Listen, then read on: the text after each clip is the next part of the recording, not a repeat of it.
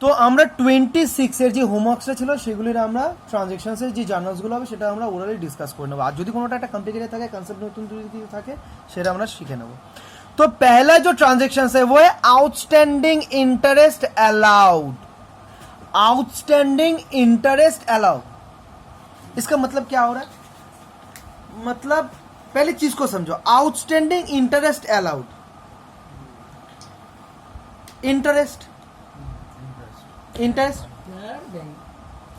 कोई एक सिक्योरिटी के ऊपर इंटरेस्ट देना है, और जो इंटरेस्ट तुम्हें देना है वो एक्रू हो चुका है। एक्रू मतलब राइट टू रिसीव और ऑब्लिगेशंस टू पे, वो तैयार हो चुका है। और हम लोग अकाउंट्स करते हैं, एक्रूअल कंसेप्ट ये तो मेंटेन करते ही करते हैं।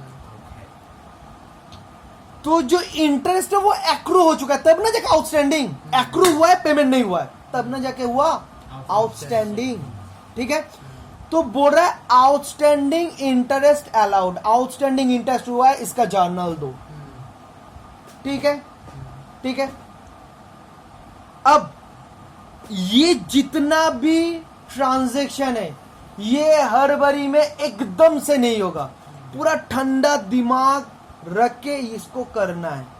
তার মানে এখানের ব্যাপারটা এরকমই দাঁড়াচ্ছে যে ইন্টারেস্ট যদি অ্যানামের হয় 12 না, এখানে 4500 তো, अच्छा चल 12,000 এখানে লিখে एग्जाम्पल জন্য 12,000, पूरा साल का इंटरेस्ट कितना होता है 12,000। ये पूरा एक्रू हुआ है, ठीक है, एक्रू हुआ है। अब इसमें दो चीज हुआ है, एक एक्चुअली पेड हुआ है मान लो 10,000, और जो अनपेड है वो है 2,000। ये जो 2,000 है इसको तुम क्या बोलोगे? जो एक्रू हो चुका है मगर पेड नहीं हुआ है, तो इसको हम बोल सकते हैं आउटस्टैंडिंग इंटरेस्ट। ठीक है, अब इसका तो ट्रांजैक्शन हुआ है ना, और हम लोग क्या जानते हैं, हर एक क्लास को दिमाग में रखना है। स्टार्टिंग से हम लोग ये सीखे थे, जो अकाउंटिंग साइकिल था इवेंट, जो इवेंट को मॉनिटरी टर्म में हम लोग मेजर कर सकते हैं, और जो इकोनॉमिक कंडीशंस में चेंजेस लाता है वो ही इवेंट को हम लोग ट्रांजैक्शंस बोलते हैं। दैट इज वो इकोनॉमिक कंडीशंस में चेंजेस ला चुका है और उसको तुम मॉनिटरी टर्म में मेजर कर सकते हो, वही ट्रांजैक्शंस है, उसका ऑलरेडी जर्नल हो चुका है। तो इसमें इसका सिर्फ जर्नल हुआ है। इसका जर्नल क्या हुआ है? Interest account debit to cash. अब मैं ये नहीं बोल रहा हूं कि interest nominal account expense debit, ये मैं नहीं बोलूंगा, इसको पूरा दिमाग में सेट करना है पूरा अच्छी तरीके से। तो इस जगह पे कितना आया? 10,000 आया ना। इकोनॉमिकल कंडीशंस में चेंजेस कितना है? 10,000 से। तो इसीलिए ट्रांजैक्शंस कितना है? इससे हुआ, और इसका इतना अमाउंट से আমরা জার্নালটা পাস করলাম। গল্প এইখানে, এটা তো কোনো ট্রানজ্যাকশনও না, তো তার মানে এটার কোনো রকম জার্নাল পাস হয়নি।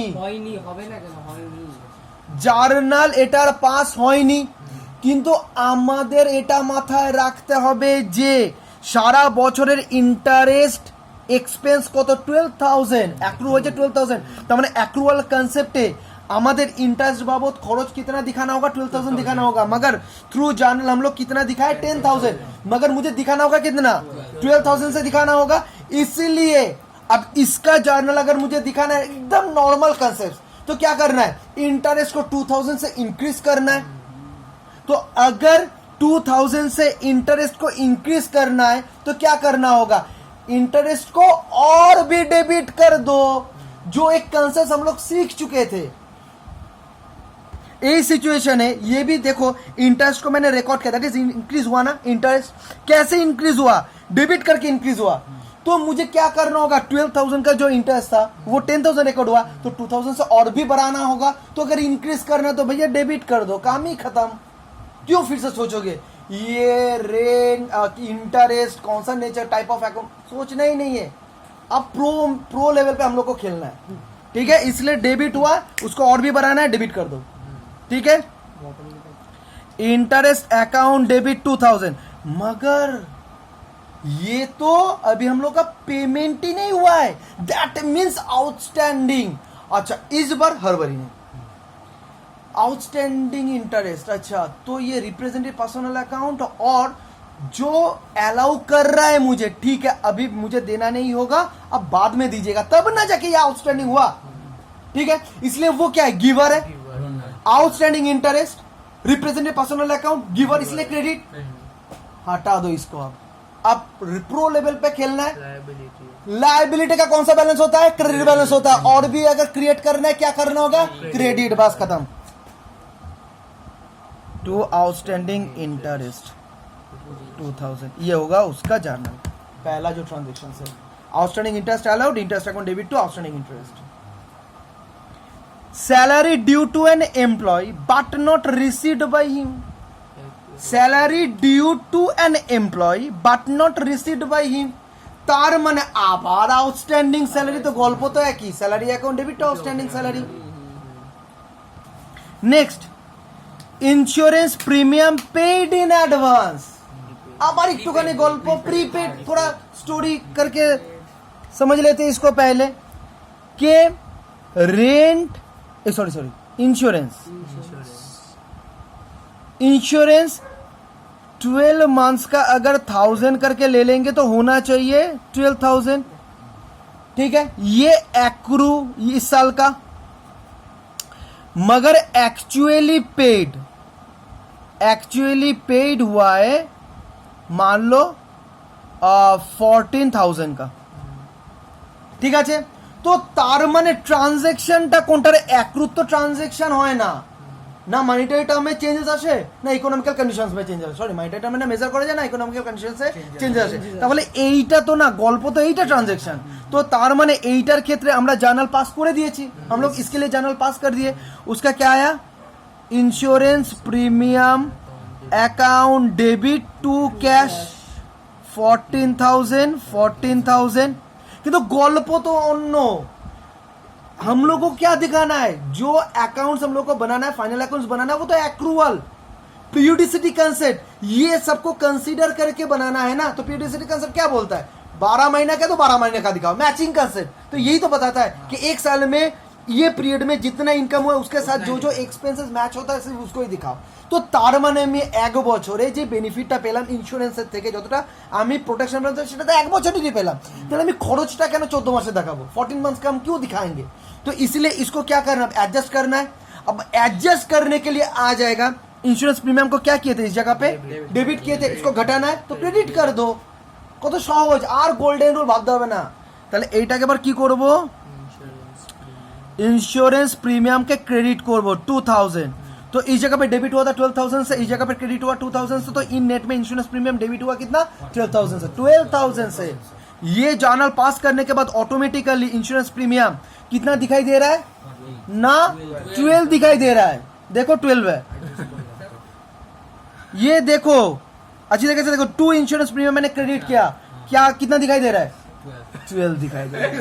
सही में ये है कंसेप्ट कि कितना दिखाई दे रहा है, सब बोलेगा 14,000, मगर तुम्हारा कंसेप्ट क्लियर है, तुम्हें इस जगह पे कितना दिखाई देगा 12,000, ठीक है।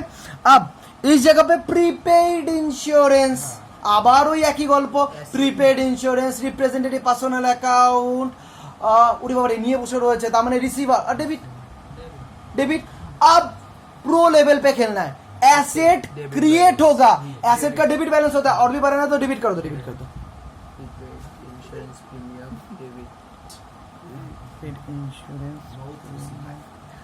डेबिट, बस। नेक्स्ट কি আছে, rent paid to landlord in advance, ये तो normal, rent paid to landlord in advance, ये एक ही तो, prepaid rent account debit to rent. Next closing stock was valued at 3900, नहीं चाहिए। এই বার এখানে কি আছে, interest due on loan but not paid, ভালো কথা, interest due on loan but not paid, that is accrued but not paid, outstanding loan, outstanding interest on loan, loan of rupees 15,000 was taken at 9% per annum 9 months before the end of the year। আরেকবার, interest due on loan but not paid, interest নিয়েছিস उसके ऊपर loan due हो चुका है मगर उसके ऊपर पेमेंट नहीं हुआ है, that means outstanding interest on loan. अब इंटरेस्ट कितना हुआ है वो अमाउंट नहीं दिया है, मगर उसका जितना भी डेटा चाहिए सब डेटा देके रखा है। देखो लोन अमाउंट को तो 15,000, इंटरेस्ट परसेंटेज को तो 9 मंथ्स 9%, और बोल रहे हैं 9% पर एनाम, और बोल रहे हैं 9 months before the end of the year. তার মানে বছরটা শেষ হওয়ার ঠিক 9 মাস আগে এই লোনটা নেওয়া হয়েছিল। কেউ কথা বলিস না, শুনি বুঝতে পারবে না। তো তার মানে বছরটা শেষ হওয়ার 9 মাস আগে এই লোনটা নেওয়া হয়েছিল। दैट मीन्स जो इंटरेस्ट बनेगा वो 9 मंथ्स का ही होगा। तो क्या करोगे, इसके ऊपर चार्ज कर दो। तो कितना आएगा 15,000 इंटू 9% डिवाइडेड बाई 12 इंटू 9, तो कितना बन रहा है 1012.5। राउंड ऑफ कर दो, 1013 कर दो। अच्छा एक चीज याद आया, नक्षत्र ने मुझे पूछा था कि देखना जो जीएसटी का सम्स हुआ था ना, सीजीएसटी एसजीएसटी, उस जगह पे देखना मैंने राउंड ऑफ करके रखा है एक जगह पे। করবি না ওটা, করবি না ওটা অ্যাকচুয়ালি রাখবি। আমি কেন রাউন্ড অফ করেছিলাম সেটা হচ্ছে কি নয় না, ওই পয়েন্টের পদবি লেখার জায়গাগুলি ছিল না, আমি সবটি ছোট ছোট করার জন্য রাউন্ড অফ করে দিয়েছিলাম। কিন্তু করবি না, নয়তো মমতা ব্যানার্জি আর মোদিজির মধ্যে লড়াই হয়ে যাবে, ঠিক আছে। এবার আমরা নেক্সট করছি 27 পাস জার্নালিটিস ছেড়ে জানা করতে হবে। Depreciation at 7.5% on office furniture valued at 4500 at 10% of plant and machinery whatever। मानेटा की डेप्रिसिएशन मतलब होता है जब एक फिक्स एसेट का वैल्यू সময় কে সাথে সময়ের সাথে সাথে কমে বা নরমাল ওয়্যার এন্ড টিয়ারের জন্য কমে, অর্থাৎ দুটো কারণের জন্য ডেপ্রিসিয়েশন। আর অনেক কারণ পাবি কিন্তু নরমালি দুটো হয়। একটা হচ্ছে decrease in value due to effluxions of time, second হচ্ছে নরমাল ওয়্যার এন্ড টিয়ার, অর্থাৎ যখন তুই ইউজ করবি স্ক্র্যাচ आ जाता है ये वो হেজি हो जाता है। তো এই দুটো কারণের জন্য যখন অ্যাসেটের ভ্যালু কমতে থাকে তখন সেটাকে আমরা বলি ডেপ্রিসিয়েশন। এবার মনে কর আজ অনেক দিন আগে নক্ষত্র জিজ্ঞাসা করেছিল দাদা ডেপ্রিসিয়েশনটা কি কি করবো এই অ্যাকাউন্টটাকে, তখন আমি অডিওতে বলেছিলাম ডেপ্রিসিয়েশন মানে आयु বেরিয়ে যাচ্ছে, उसका जो आयु है लाइफ टाइम है वो उसका ऐसे ऐसे डिक्रीज हो रहा है, कम हो रहा है, उसका आयु निकल के जा रहा है।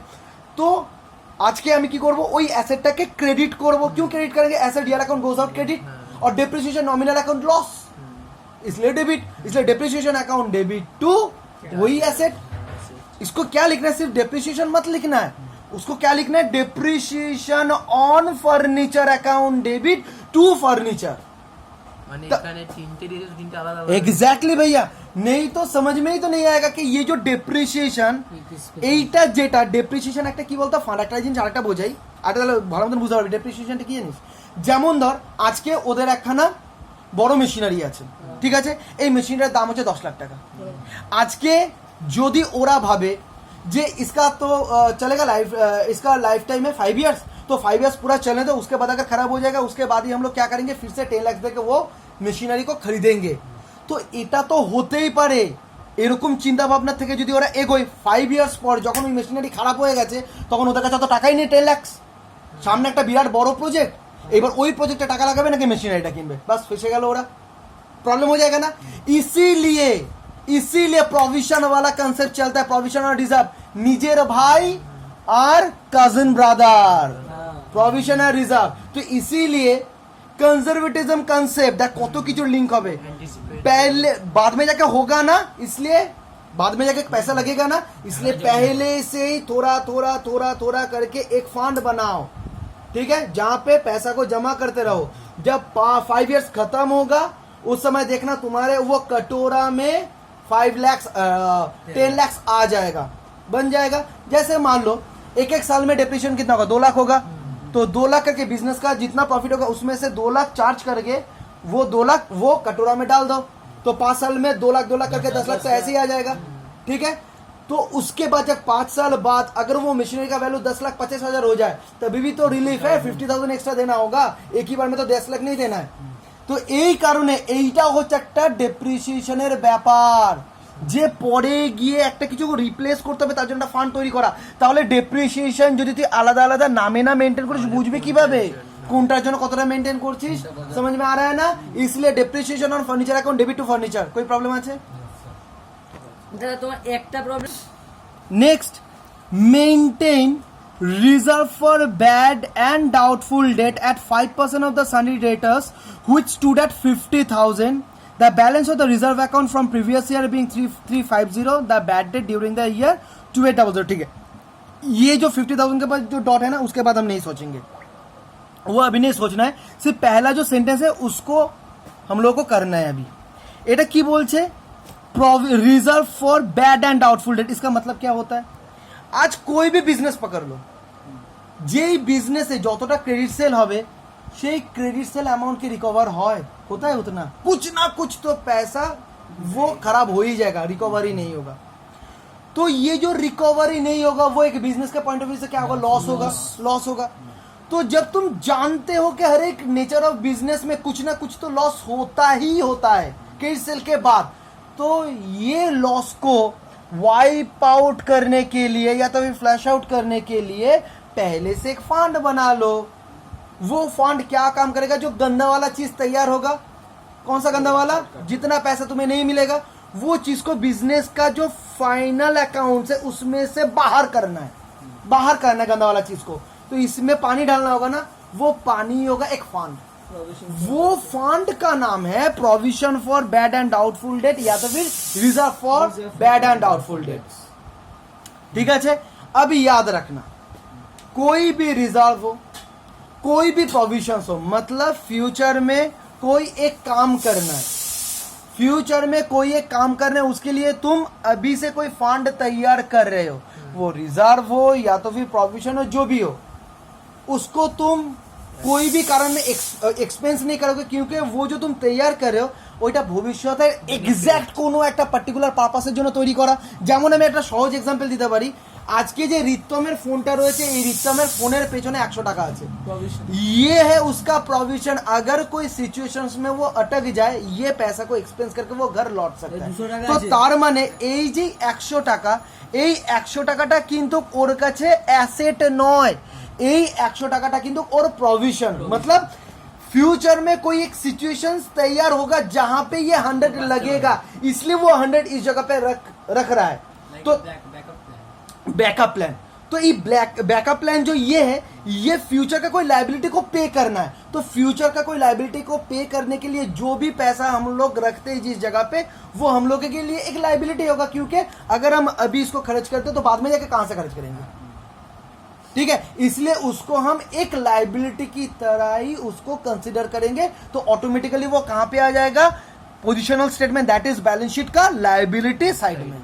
इसलिए जो भी रिजर्व, जो भी प्रोविजंस है, वो कहां पे? लायबिलिटी का आइटम होता है। और यही अगर रहा ट्रायल बैलेंस में, तो वो कहां पे आ जाएगा? क्रेडिट साइड में आ जाएगा, क्योंकि लायबिलिटी का हर समय कौन सा बैलेंस होता है? Credit balance. तो इस जगह पे हम लोग क्या देखें कि रिजर्व फॉर बैड डेट কত দিয়ে তৈরি করতে হবে?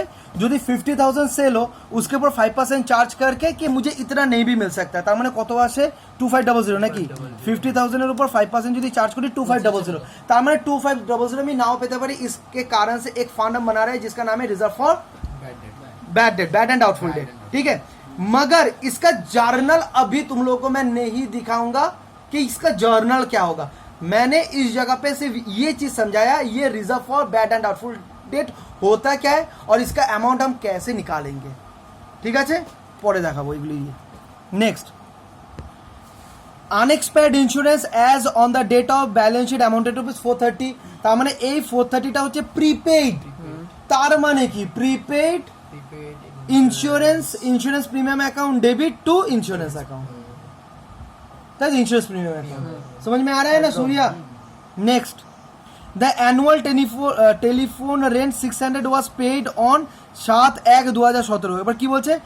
যেটা 600 টাকা পেমেন্ট হচ্ছে, পেমেন্ট কবে হচ্ছে? 7/1/2017 সারা বছরেরটা পেমেন্ট হচ্ছে। ঠিক আছে, অ্যানুয়াল টেলিফোন রেন্ট।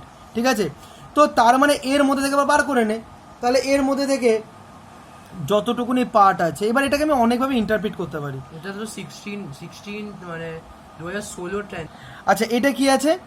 এটা হচ্ছে the annual telephone rent 600 was paid on 7 January 2017 और हम लोग जो ये अकाउंटिंग कर रहे हैं ওটা হচ্ছে 31 ডিসেম্বর 2016 পর্যন্ত। তার মানে সিচুয়েশনটা কি আসছে যে এইটা হচ্ছে অ্যাকাউন্টিং এ যেটা আমাদের ছিল, যেটা হচ্ছে 31 ডিসেম্বর 2016। अब बोल रहे इसका 600 पेमेंट हो रहा है नेक्स्ट ईयर जो है 7th। तो तार माने एग्जैक्टली 7 दिन बादे देखो 6 दिन बाद में ये पेमेंट हो रहा है, ठीक है। तो ये जो 600 है ये कब का है, इसका है। तो ये डेट में जब ये साल खत्म हो रहा है, इस डेट में ये था आउटस्टैंडिंग, तो ये आउटस्टैंडिंग के हिसाब से, लायबिलिटी के हिसाब से ये डेट में दिखाना होगा, ठीक है। इसीलिए जो जर्नल इस जगह पे पास करना है वो क्या करना है, टेलीफोन चार्जेस अकाउंट डेबिट, क्योंकि उसका तो ट्रांजेक्शन नहीं हुआ था, जितना पेमेंट हुआ था उतना हुआ है, तो इसका तो नहीं हुआ है 600 का, इसलिए वो अकाउंट को डेबिट करना है ज्यादा करने के लिए, इसलिए telephone charges account debit to outstanding telephone charges account credit 600। এইবার allow interest on capital 50,000 at 5% per annum. बोल रहा है कि इंटरेस्ट जो कैपिटल है, कैपिटल कितना 50,000, उसके ऊपर 5% इंटरेस्ट पे करना है, अलाउ करो। दैट मीन्स अभी पेमेंट नहीं हुआ है, अलाउ करना है। तो interest on capital nominal expense debit, ठीक है। और पेमेंट तो अभी तक हुआ नहीं, तो एक काम कर सकते हो, जो कैपिटल ये किसको रिप्रेजेंट कर रहा है, ओनर को, तब एक काम करो ओनर का नाम लिख दो। हट, ओनर का नाम क्यों लिखोगे, ओनर को ही तो रिप्रेजेंट कर रहा है बिजनेस में कैपिटल वाला वर्ड, ठीक ना, इसलिए ओनर का नाम नहीं लिखना है, उस जगह पे कैपिटल ही लिख देंगे। और इसको थोड़े इंटरप्रिटेशंस कर लेते हैं। तो इस जगह पे क्या आएगा, interest on capital account debit, ठीक है, टू कैपिटल, ठीक है। अब सुनो, ये तो गोल्डन रूल के हिसाब से हम लोग समझ चुके हैं, किंतु आरेकटाও इंटरप्रिटेशन की होता पारे। এইটা तो नॉमिनल अकाउंट डेबिट किया, अब ये पैसा मान लो सुमित एंड कंपनी में है, ठीक है, सुमित एंड कंपनी, अब सुमित को क्या करना है, ये कैपिटल के ऊपर उसको इंटरेस्ट पे करना है मुझे। मैंने बोला देखो एक काम करो, मैं तुम्हें इंटरेस्ट कैश में पे नहीं कर रहा हूं, तुम्हारे अकाउंट में मैं डाल नहीं रहा हूं, तुम्हारा जो अकाउंट मेरे पास है उसमें मैं ऐड कर दे रहा हूं। पहले तुम मुझसे पाते थे 50,000, अब इंटरेस्ट वही कैपिटल के ऊपर बन रहा है 5,000, तो एक काम करो ना, 5,000 मैं तुम्हारे कैपिटल में डाल देता हूं। तो कैपिटल में पहले था कितना 50,000, अब कितना ऐड हो रहा है 5,000। अब प्रियांशु यही पूछेगा, भैया ये कैपिटल कैसे ऐड हो रहा है, बताइए थोड़ा। क्यों, कैपिटल का क्रेडिट बैलेंस होता है, ये तो लायबिलिटी है, क्रेडिट बैलेंस होता है, और भी अगर बढ़ाना है तो उसको क्रेडिट करना होगा, तभी ना हम लोग क्रेडिट किए कैपिटल को, ठीक है। Next,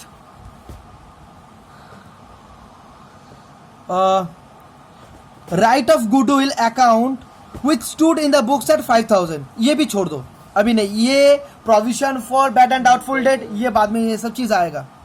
goods use in business as stationery, goods use in business as stationery कौन बताएगा।